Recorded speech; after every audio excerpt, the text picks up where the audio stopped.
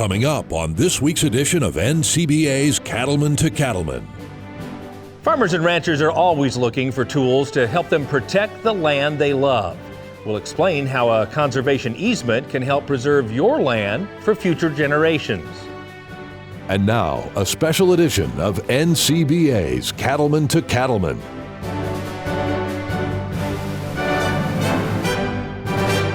Hello and welcome to this special edition of NCBA's Cattlemen to Cattlemen. I'm Kevin Ochsner.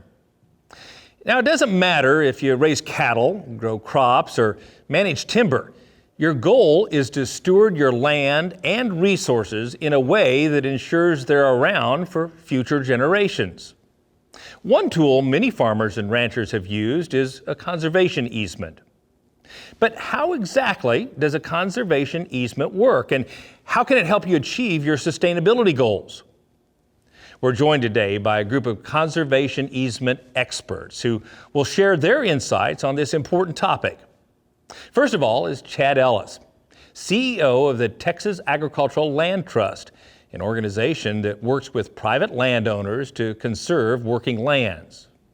Also joining us from Texas is David Crow. He's a rancher who serves as the chair of the Texas Agricultural Land Trust. Next is Steve Wooten, a Colorado beef producer who serves on the board of the Colorado Cattlemen's Agricultural Land Trust. And our final panelist is Michael Delbar, CEO of the California Rangeland Trust, which helps ranchers protect working lands through conservation agreements. So as we begin this conversation, let's start with the basics, Chad. What is a conservation easement? How would you define it? Yeah, conservation easement's a voluntary contract. It's truly a partnership with the landowner and the easement holder, like Texas Agricultural Land Trust or the California Rangeland Trust, like Michael runs. Very good. And I would ask you two gentlemen as ranchers, what do you see as some of the key benefits of putting all or part of your land into a conservation easement? We're seeing a generational transfer in our family, and this gives me the opportunity to send it into the next generation the way I envision it, the way our family envision it, and then for future generations without the encumbrances of estate taxes and things like that. It's a tool in the toolbox is what it is. Gotcha. It's very important for us. It's also very important to pick the easement holder to understand where their mission is as well. Gotcha. Steve, what would you see as the key benefits to ranchers like yourself? Well, Kevin, in our example and what I see as a board member of the Colorado Cattlemen's Agriculture Land Trust, a lot of the times, not only is it just successional transfer and estate tax management, but it's oftentimes a restructuring of the family business for a financial reason so that the younger generation can come on board or stay on board. And in that case, that's what we chose to do, both for the reduction in the estate tax risk that our family was going to have in succession, but it put us in a financial situation where our young family could come back from college and stay with us and move forward. So we had kind of a dual purpose, but we see that frequently in a lot of the partnership programs that we do in Colorado. So my understanding is there are some restrictions that typically go along with a conservation easement. I'm curious, Michael, how does a conservation easement restrict the use of agricultural land? Well, Kevin, no two easements are exactly alike. Each one's going to be crafted to fit what the landowner is looking for, what the funder is looking for, what the land trust is looking for. That's why it's really important for the landowner to choose a land trust that understands why they do business, how they do business, which is why Texas and Colorado and California were formed, to be that tool. But restrictions can be primarily you're giving up or selling development rights. So the right to subdivide, put a strip mall, a bunch of houses, whatever it may be, you're giving up that right, but you're being paid for. You're paid for that or with cash or the tax benefits for that value today. But those easements are perpetual, so make sure that whatever restrictions are in there, they work for you today and they'll work for you tomorrow. It's a great point. And as we talk about the land values, clearly the difference between property in Colorado that you can subdivide and put them all on versus one that is going to be a ranch forever changes the value of the land. Tell us more about that, Steve. The process of coming to that value is a part of the program that you go through. You will need to find an appraiser that can work with and understand agriculture, that works with your land trust. Those resources are often available at California and Texas, as well as Colorado. And they'll determine what that baseline value is. And then based on the risk assessment of development or other actions that might be coming at that property that would change it from being agriculture, that difference is what is measured in what you're giving up in your easement or in your donative part of the conservation contract. So I'm curious, Chad, I mean, do you have to put all your land in it at one time, or what is the circumstance? Not at all, not at all. I mean, that's the beauty of, like Michael mentioned, is, these are tailored to that family and those goals and objectives. So it's not all or none, and it's being, thinking about that future of, a lot of times we see, landowners cut out 100 acres or 200 acres. That's a key area of kind of where their main barns, main headquarters. They're looking at, other families moving back to the ranch and where they can have that freedom and operate. Kevin, one example on that, we have a ranch in the San Francisco Bay Area that the first easement they did was a 32-acre easement around a pond for tiger salamander. So the restrictions were to continue to graze that for the habitat at salamander. And that was only a small portion of the entire ranch. Now that landowner's done 2 more portions of that ranch, but that's been able to keep them in business, keep that in the family. And that landowner will tell you that's the most lucrative livestock he's ever raised. Wow, I bet that's right. Salamanders are. So tell me this, Chad. I mean, what are the types of properties that are most appropriate for this, or what have you seen in your experience? Yeah, I mean, we see, from one end to the other. I mean, I think the main thing when we look at it from our partnership of Rangeland Trust, which is a group of land trust of Colorado and California and Texas and others, is, really working lands. I mean, that's our goal and objective, to keep landowners, empower them to keep that heritage and legacy down to the next generation. And David, I would ask you, what rights does this give the government? I mean, does then the government control your land, or help me understand how the government gets involved and what control they have over the land once you put it into the easement? Well, I can speak from a donated easement perspective that the government, it's really not the government. I mean, they're not coming to get you. It's not that adversarial. Number one, the IRS is the one that has the rules on this thing. Okay, and that's why you craft this easement with the land trust that you pick. And it's not a contentious type deal. It's not negotiating, it's crafting. And that's very important for people to understand, to pick the trust that they feel comfortable with. Yes. And then build that easement to where, I'm comfortable with it and they're comfortable with it. The IRS is going to bless this thing or they're not. If they don't bless it, then you don't have to do it. You got to go back to the drawing board and figure out where the problems are. Like in Talt, I'm wearing 2 hats in this deal because Chad and I are talking. We're putting an easement on one of our ranches now. Okay. We're in the middle of negotiating it. Take that word out. We're crafting this easement, and we've spent lots of hours talking about it. Okay. They've been great in advising me on which way to go on this. Have you thought about this? Have you thought about that? Several times I've gone, I haven't even thought about that. But like they were talking about, building envelopes. You got to think way into the future. I have 4 kids, I have 4 grandkids. I hope I have a lot more. But you got to think about what their needs could be further down the road. As far as the government, to your point, the government, it's not one of those type things that they're going to come in and seize your land. It's not scary like this. This is an opportunity to keep that land the way you envision it in perpetuity. Yeah. And you are, in essence, in the driver's seat because you don't have to agree. You don't have to do this. Yeah. It's up to you, and the benefits are there. I think one of the key things too, Kevin, is to understand, like, one of our core guiding principles of our organization is we will never hand over that easement to a government agency. It will stay within us, right? So there's those assurances back to the landowner that this is, again, that partnership of us, of generations, and truly becoming a family. Yeah. And we went one step further, Chad, and like you were saying, the link that you have to get your mind to thinking, my great-great-great-grandchildren. Exactly. And so we specified if, for some reason, I mean, this was out of the box, that Colorado Cattlemen's Agricultural Land Trust became dissolved.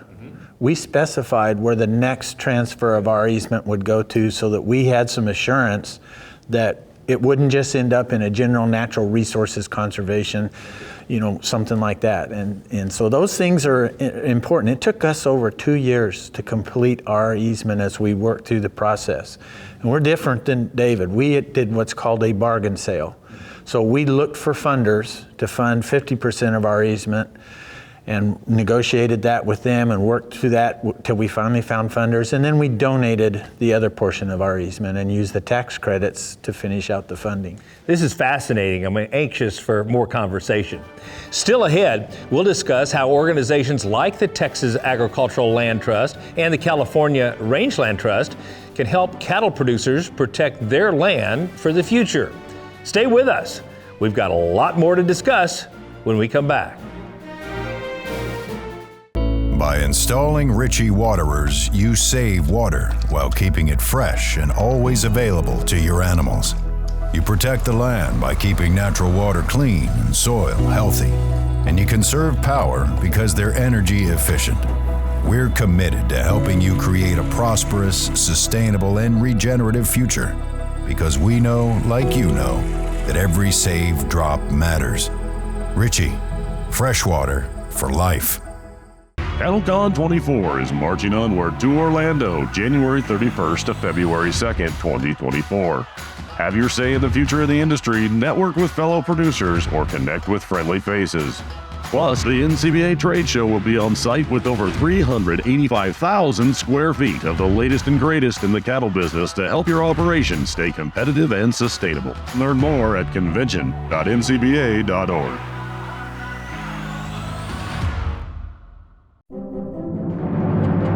If you're looking for the best in cattle industry news, information, and education, then don't miss NCBA's Cattlemen to Cattlemen. Each week we cover important topics such as herd health and cattle handling, plus updates with congressional and industry leaders about today's top policy issues, and stories shot on location at cattle farms and ranches around the country. Don't miss NCBA's Cattlemen to Cattlemen on RFD TV and on YouTube.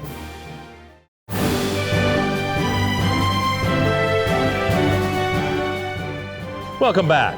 Today, we're talking about conservation easements and how they can help farmers and ranchers achieve their goals in protecting their land. I want to get into the nitty-gritty a little bit. And Chad, first question to you. Tell us about the process. I mean, what are some of the steps that folks go through in engaging with an organization like yours to begin this process of developing a land trust? Yeah, I mean, I think that's the key word. It is a process, Kevin. They engage in us, they call us, and we sit down and really just try to find out, what are those goals and objectives of the landowner? What's that operation? What's motivating them, right? And there's so many different, everybody comes to it at different stages or different things that motivate them and their needs. And so we sit, kind of break that down. And one of the, there's two key things that a landowner really has to start thinking about. And one is kind of the divisions, like, partials of that, do we want to split that ranch up, right? I think there's myths, right? You still own the land, you can still sell the land, you can still do a lot of things from that perspective. So it's that, and then building envelopes. Gotcha. And, a lot of times, Steve's talked about this, is you get kind of hung up sometimes when you're thinking multiple generations down the road. Yeah. And that's where we kind of help and just sort of, in some sense, become a facilitator and that true partner of asking them questions, getting them to think of things that they haven't thought about. Yeah. Michael, what would you add? It's a long-term partnership. So, and when we don't approach landowners because it's a tool, but it's not a tool for everyone. So the last thing is ranchers, we don't want someone driving up the lane and going, hey, we got a deal for you. That's a good way to get run out really quick. So from Rangeland Trust perspective, we don't approach landowners. When they're ready and they want questions answered, they'll come to us, and then we start that relationship. But it's a partnership, and that's what we view. Not just it's another client or someone we're going to do the project with, and then we'll never see them again. This is a perpetual partnership with that landowner, and then the next one to take over that property. So we want to make sure that it's done right and done to what they're looking for. So Steve, I mean, they talk about how it's a little bit of soul searching, a little bit of looking into the crystal ball. I mean, what are some of the things that a landowner like yourself should consider when you're putting your land into a conservation easement? I think, Kevin, one of the things you need to really consider is, do you want that large tract that you're looking at, do you want it whole within the conservation contract? Or do you see a value because of your children or your grandchildren where you might need to have it in parcels? Each parcel is under the conservation contract, but it allows you to say this parcel goes to this child, this parcel goes to this child. Or you put it all in one, and then it's an entity body that can't be separated. It protects against any severance against it. So those are some issues that you really have to think about it. They have impacts. If you create divisions within that where it might be sold off away from the family, that reduces the value that you'll receive from it. So there's pluses and minuses that you and your trust will work with. Michael said something that brought a thought to my mind along that line too, is we always want people to come to us at Colorado Cattlemen's. So we're a member of the Colorado Cattlemen's Association. We function as a land trust at the service of all members of Colorado Cattlemen's. So we're at every convention, we're at every meeting, we make ourselves available, but we're not pushing it. We're just there to answer questions so that members know that there's a tool. David, what would you add in terms of the considerations that you as a landowner need to think about? Well, I'm going to start out with my landowner hat and end up with my TALT hat. Okay, good. As a landowner, I can't tell you how important it is to do your homework on picking the trust that you want to put your land with. Okay. You're asking someone to come be your partner in perpetuity. I think that's really important. Now, as a TALT board member, I've been asked by people that are considering an easement, hey, what happens if TALT goes broke? I don't ever foresee that, but the perpetuity is a long time. Yes. And Chad's going to be hopefully around for the next 20 years. But what about the next guys that come in? What if they do a bad job? I can only speak for TALT, but we have a foundation that backs us up. That's very important. It's a well-funded foundation.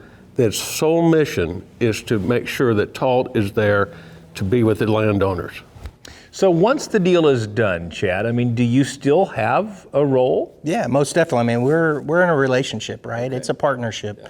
Yeah. One of the key things that we do every year is we have to monitor that contract. And when we think about that being non-development, right? They can't develop. And so, we kind of come out and have coffee and drink, drive around the ranch and ask, hey, what are you thinking about next year? Are you thinking about building anything? And, making sure there's no casinos or housing developments that's been built in that last year. So, and I think the other piece too, Kevin, is it is that relationship. Yeah. And, conservation easement is our bread and butter at Texas Ag Land Trust, but we're also trying to help that landowner find other financial incentives and think, other goals and objectives. Need to have that kind of partner with you. Go ahead, Michael. If I can, that long-term relationship, when we go out there to do that stewardship monitoring each year, something is bound to happen. That's just life.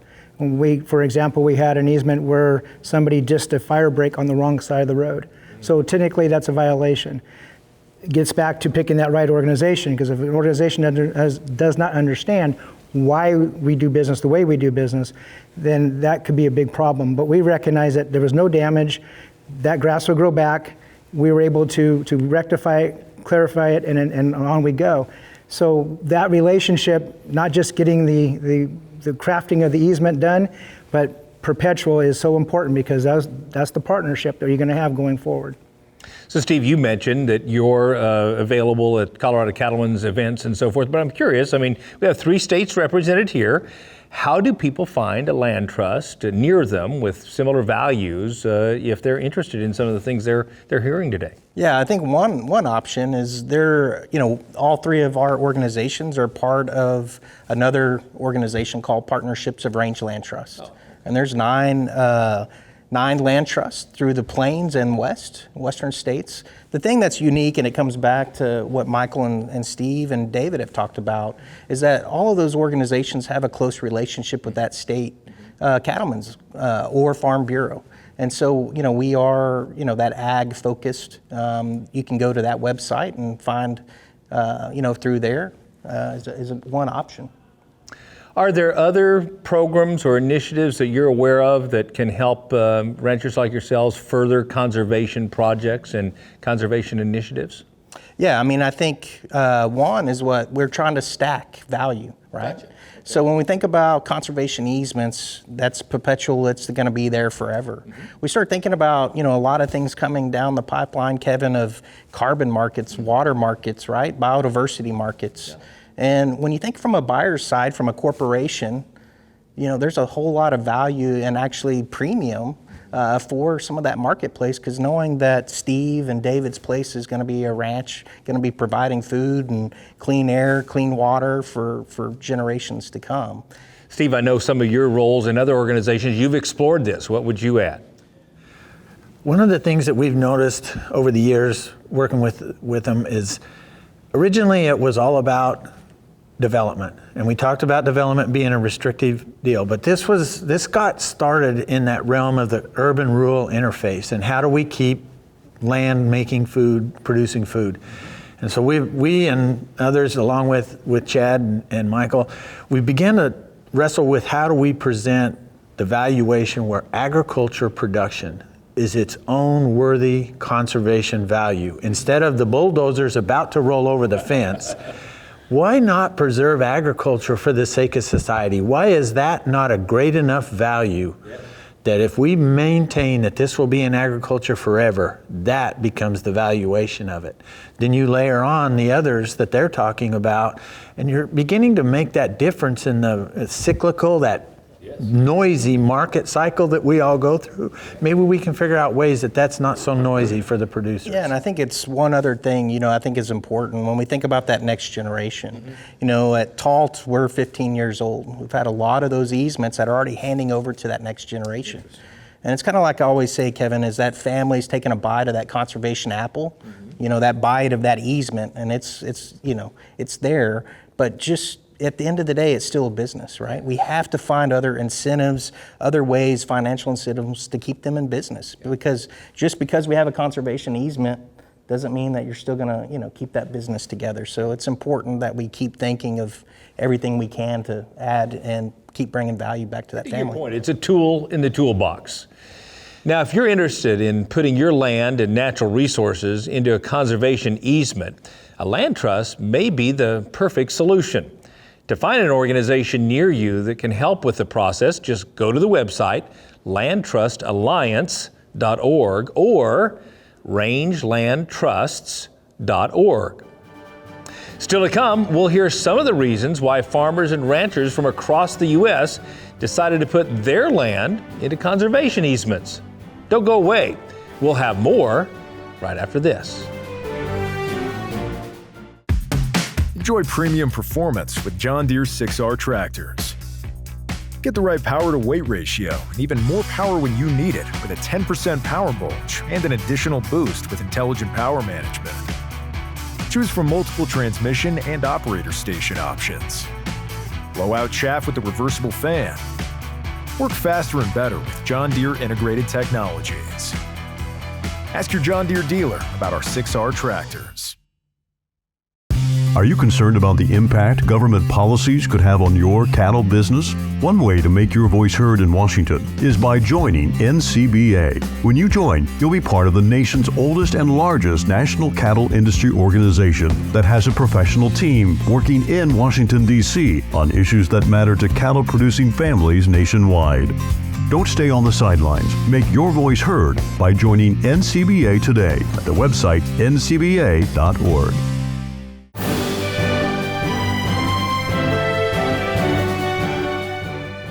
Now, it doesn't matter if you're new to agriculture or your cattle business has been around for multiple generations. Chances are you feel a deep connection to the land. That's why conservation easements can be such a valuable resource to ensure your land is preserved for future generations. We asked several cattle producers from across the U.S. to share how conservation easements have had a positive impact on their operations. Here's what they had to say. Over 95% of our ranch is included in 4 different conservation easements. We've bought 3 other properties with the sale of conservation easements. We use the capital from that to help us afford to buy land that we couldn't have bought with production alone. We put a grassland easement on some land so it can't be broken up. And, you know, some people don't like those. And I get that. And for a long time, I understood that. But I don't want to see this native range broke up. And I just think it was a good move to protect it. And it helped us with some things as we made some business decisions. We've got 240 acres, 230 acres in a perpetual easement on that. It'll be in for my 3 kids to do what they want to do with it, but at least it can't be broke. They can pasture it or rent it out, but it's always going to stay in a pasture. We have preserved almost 800 acres of land permanently under conservation easements. And those easements really took away the financial burden of the debt from the years of accumulating the farm. When we did that, we all realized we were conserving the land forever, and that's something that was very important to us. So the easement that we have in place on Blackbeard is approximately a 1,500 acre easement that was identified of all the land on this ranch. All we're doing is giving up the right to build a house. We're still grazing cattle on it, but that easement program fit for us. We've put the farm in a conservation easement.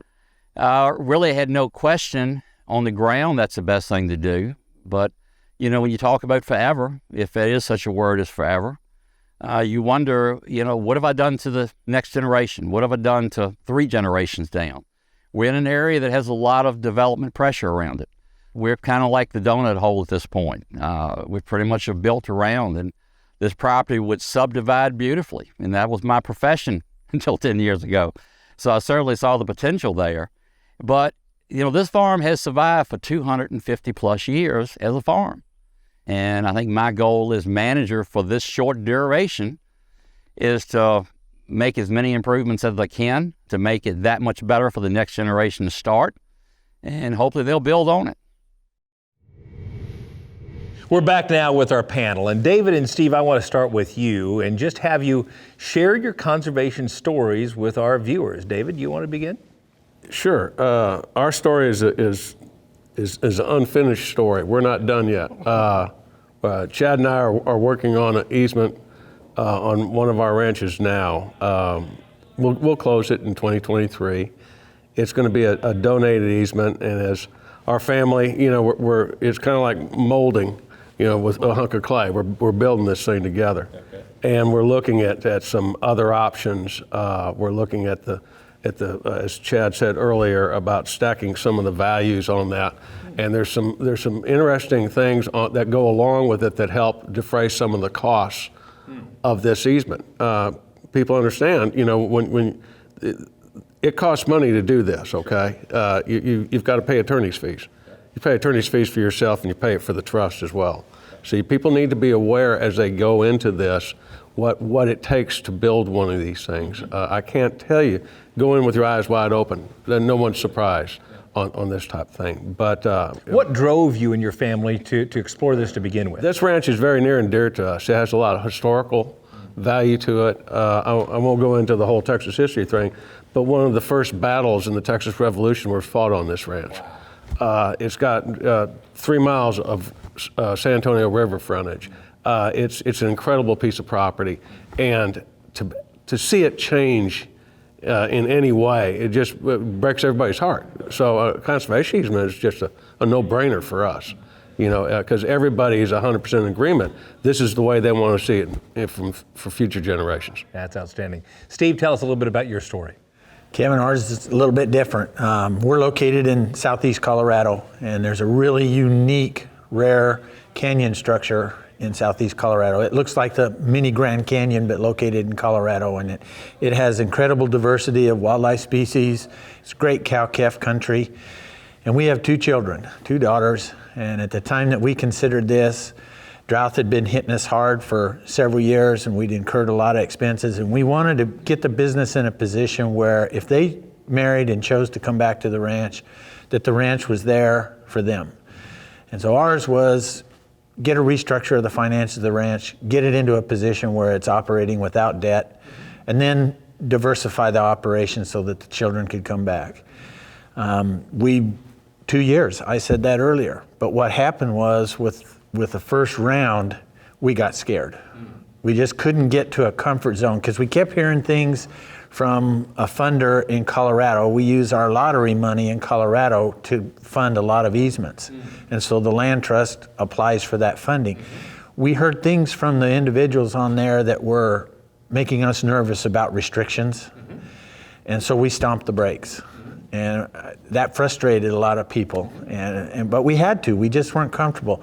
We started again, we came back, we resolved those issues with the help of our land trust and got to a contract that we could live with. And we also included our children in it. They had final say because this was all for them and we wanted them to feel comfortable with what we were doing. So they had a no-go point in it too. And they said, no, yes, let's do this. Let's make sure that it's protected, it's preserved, and we went forward. That's fantastic. Michael and Chad, I mean, what are the other situations or circumstances you've seen that cause families to pursue some sort of conservation easement? Chad? Yeah, I'll kind of, I mean, there's lots of stories. It's kind of where do you start? You know, one that comes to mind, Kevin, is an easement that we closed around 6 months ago with a family that, you know, I've known for many, many years. And you know, they kind of went through the same thing as Steve and David talked about of, look, we've put blood, sweat, and tears of putting this 12,000 acre place together. And it's like a lot of families, the children have gone and taken other careers, right? And, you know, so they're trying to think about it, right? Of what do they do? And so, you know, it hit them and, you know, they basically said, look, we're going to do a conservation easement because that's the best thing for the land. That's what our you know, internal mission and vision of a family. And their aspect they kind of came to grips is if the kids decide in the future it's not for them, they can still sell it, but that family knows that whoever is going to own that land is going to love it just as much as them. And so those are just another, you know, another That's a story. great example. Michael? One real common one is to settle some debt, particularly death tax. Death tax liability is a killer, no pun intended. And we've had ranches that have had to do the easements to keep that ranch in place and to settle those death tax bills. Others are, as we all know, family members move away. They don't have anything to do with that ranch. Some stay there, they're putting their blood, sweat, and tears into that land, and others are in the city making a living doing other things. But they know that there's some value there, so they want their share. One way to do that is through the sale of a conservation easement to buy off those relatives. We did that with several of our projects. One were two brothers and two cousins, and they were able to, the cousins were very good about being patient because it's a very patient, you have to have patience for this process. Said, we want this ranch to stay in place. So take your time, do the easement proceeds, then we're able to buy them out and the two brothers are now running the ranch. Great examples. So I'm curious from you two ranchers, I mean, how does it impact the day-to-day management operations of the ranch? Does it restrict you in any way in what you do or how you do it? From our standpoint, it doesn't. They're not going to come tell me when it's time to rotate the cattle from pasture to pasture. That's not their mission. Now, you know, they're the land stewards that work for Tolt, they come and make sure that I haven't made a deal with Walmart. Sure. To you know, and it's going to be a parking lot. But other than that, they rely on me to be the steward. That's the whole reason we're working together. Is I'm the steward of the land. They're not going to question my ability to manage the cattle, manage the land. Steve, would you agree? Wholeheartedly. We don't feel any restriction on a day-to-day, year-to-year basis with our agreement. What we've given up is the ability to commercialize a business in there, to come in and put a huge building and then start making wafer board OSB for housing construction. Those are the kind of things that we're not doing. They don't let me build the airport for my jet stream. But that's the high level that we're at. Our agreement is specific that anything related to agriculture we're allowed to do. We take it a step further and proactively let them know we're going to put in a mile of pipeline, we're going to put in tanks, and then when they come do their stewardship check, it's there, it's covered up, in that way. That doesn't say we have to do that, but that's that working relationship that you share what's going on so nobody gets surprised anywhere. That's great. On the flip side of the equation, I'm curious, has the conservation easement allowed either of you two gentlemen to do something that you may not have been able to do financially or otherwise without an easement? Well, from a donated standpoint, you're giving up value in that land. Sure. That's number one. So from our position, you're donating that development value. Well, that you get to deduct that, and it's over a 15-year period. So it's very encouraging. I mean, and if you're from a tax standpoint, then you've been able to generate some cash flow that you wouldn't have had had you not done that. Exactly. And from a purchase easement, you get paid for that. Steve? Kevin, we've allowed ourselves to be that spokesperson. Anytime that the Land Trust asks us, we're willing to share our story, the good, the bad, the tears, the blessings, the smiles. We've tried to be an example of it and share that out. Had we have not gone through it and really fully understood what a family's going to sit at the table, after they've talked to their attorney and after they've talked to the appraiser and the land trust, what's it like sitting at the table of the family trying to knock this thing out? So where we've been asked, we've been proud to serve. And it has enabled you to bring your kids back and grandkids now back to operation, right? Absolutely, yes. Fantastic and a great story. This is a great conversation, guys. And still to come on Cattlemen to Cattlemen, we'll explain how a conservation easement can make your cattle business more sustainable. Stay with us. We'll be right back. Join the National Cattlemen's Beef Association. NCBA is the oldest and largest national cattle industry organization working to defend your interests in Washington, D.C. And there are big benefits to being a member. You'll get news you can use in the National Cattlemen, email updates in the NCBA Beef Bulletin, plus big discounts only for NCBA members. Join by calling 866-233-3872 or online at ncba.org. This beef quality assurance tip is funded by the Beef Checkoff. Hi, I'm Libby Bigler, and I'm here to give you a beef quality assurance tip on record keeping. Record keeping is a core component to beef quality assurance and is nearly impossible without accurate individual animal identification. Individual animal ID helps support tracking of an individual's performance records, but in the case of a disease outbreak, it also helps you track, identify, and potentially isolate any animals that have been exposed. Appropriate types of individual animal identification include ear tagging, tattooing, and RFIDs. For more information about types of identification that are approved under the BQA program and for why it's important, visit bqa.org. The Beef Quality Assurance Program is funded by the Beef Checkoff.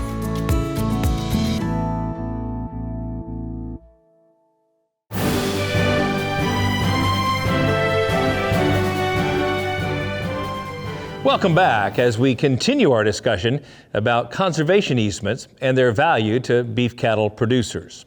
Steve, of course, you and your family were honored with the Stewardship Award, Environmental Stewardship Award 2 years ago with the Beatty Canyon Ranch. And I'm curious, how does a conservation easement help you or assist you in the sustainable management of a ranch?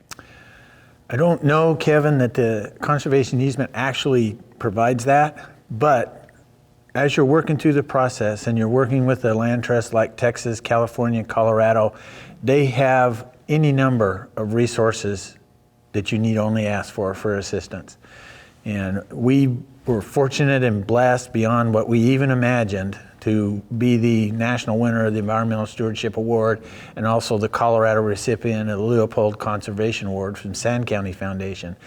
So it was all those tools and the people that worked with us and that trained us and helped us that led us to continue on that lifelong journey of striving to do better, having better natural resources, better cattle. It's a holistic type process, and the conservation easement is a part of it, but it's also allowed us to learn more and become better managers of that whole system. Does it provide a sustainability story, Chad, relative to what ranchers are doing in a proactive way to preserve and protect those lands for future generations? Most definitely. I mean, it helps in many ways, right? Gives us a it's the foundation, right? I mean, I always kind of say is that there's definitely a conservation ethic, right? If you look at Steve and David right here, and that conservation easement is sort of that last tool that really just, it's a bow around it. And that's what's the beauty. And that story about it is just beautiful. Another issue that all of us face in agriculture is urban encroachment and the issue of eminent domain. I'm curious, as I think about places like California, I mean, can conservation easements support or assist you in addressing either one of those issues? They can. They can assist in the eminent domain issues. It's not bulletproof. Government still has that upper hand, but that landowner and that land trust become partners to battle against that. There has to be an elevated degree of findings to be successful, for government to be successful in an eminent domain challenge to resource lands that are under easement. What would you add, Steve? Kevin, we've seen instances where an oil and gas company wants to come through a property that has a conservation easement on it. They're looking at the least cost way to get from point A to point B. And that partnership comes to my shoulder or a landowner's shoulder and says, no, there's a conservation easement on here and you're going to do severe damage to that conservation value with the amount of land you're going to need for that pipeline or the power line transmission. Or a road. A county wants to change a road. And so you have a partner in that conservation organization to stand at your side that has the resources of legal as well as fiduciary to assist you so that you're not alone trying to defend what you dreamed for your family. That's a great example.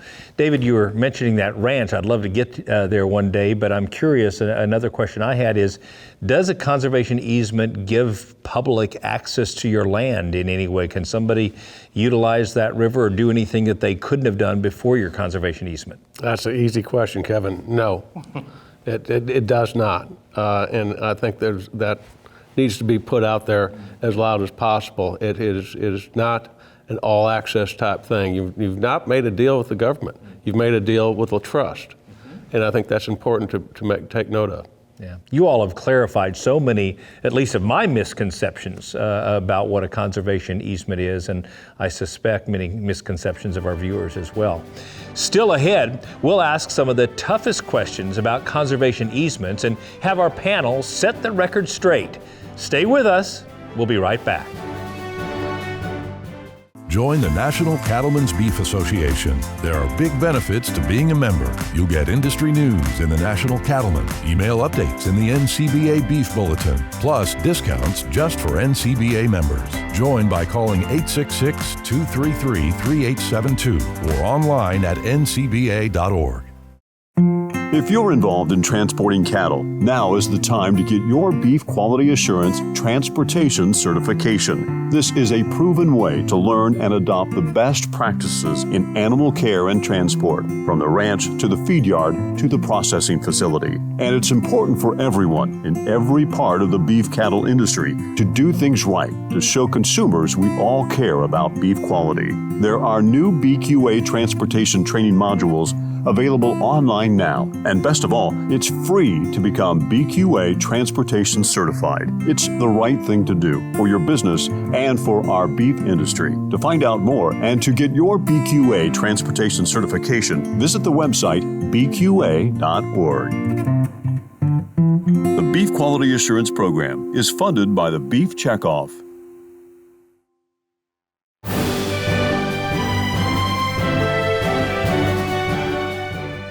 Welcome back as we continue our discussion about conservation easements and the value they can add to your cattle business.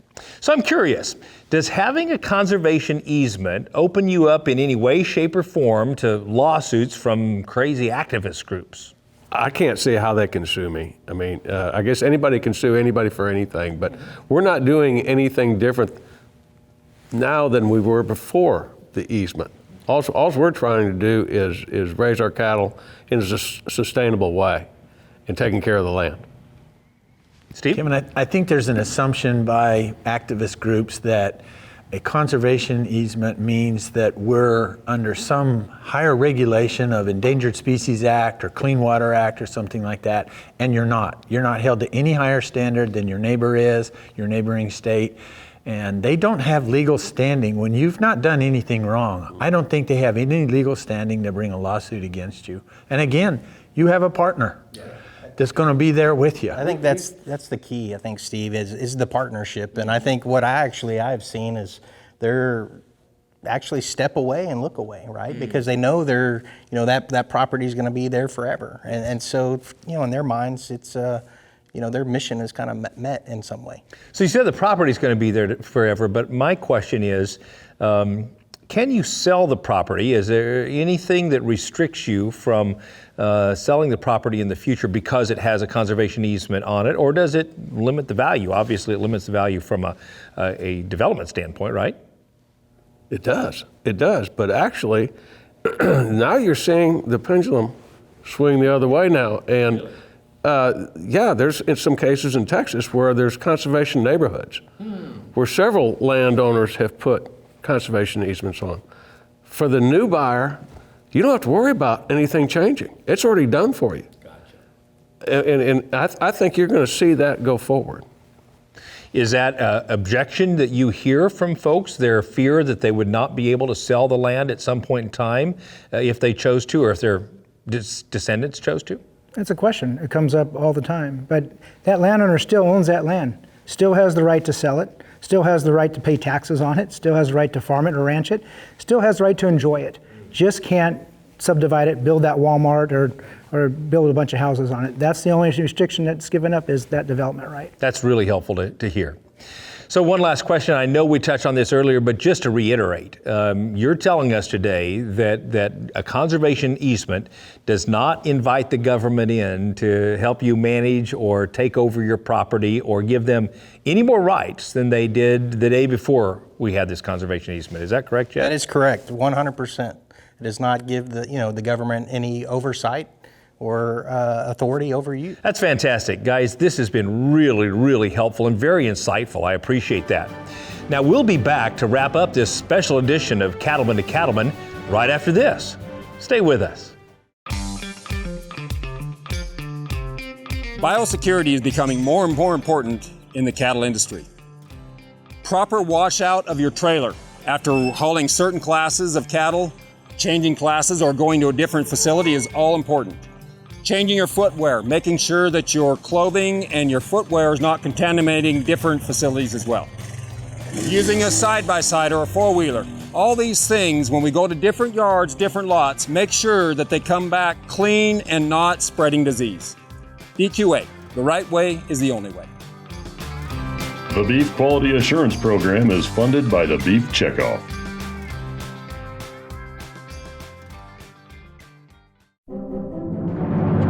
It can be tough to keep up with all the issues that impact the beef cattle business. That's why NCBA's Cattlemen to Cattlemen is dedicated to bringing you valuable news, information, and education. The goal is to give you the knowledge you need to make the best decisions for your operation. So if you're looking for in-depth coverage of the beef industry and the issues that matter to you, don't miss Cattlemen to Cattlemen, debuting every week on RFD TV and on YouTube. CattleCon 24 is marching onward to Orlando, January 31st to February 2nd, 2024. Have your say in the future of the industry, network with fellow producers, or connect with friendly faces.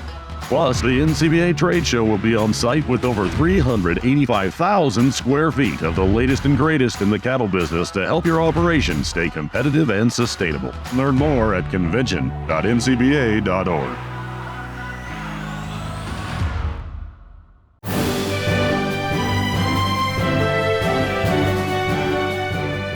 Welcome back.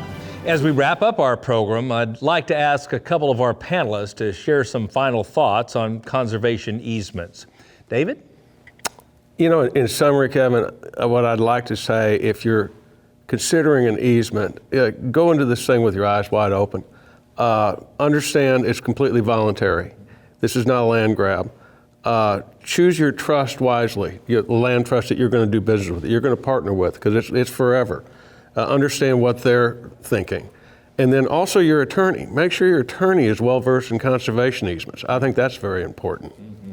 Great points. Chad? Yeah, I think those are great points that David mentioned. I think the other piece is it's really a partnership, and And David and I have really gotten close, the last couple of years of us talking through their easements, right? And it's this partnership, friendship, and you're not in it alone. And I would just recommend too, the other aspect is find these other, your other peers, your other cattlemen across the industry and ask. And it's okay if, I'm in California to ask Steve in Colorado, right? I mean, everybody comes through it differently. And again, there's not a better blessing that I have than to, sit across the table and work with landowners and help them empower that future generation.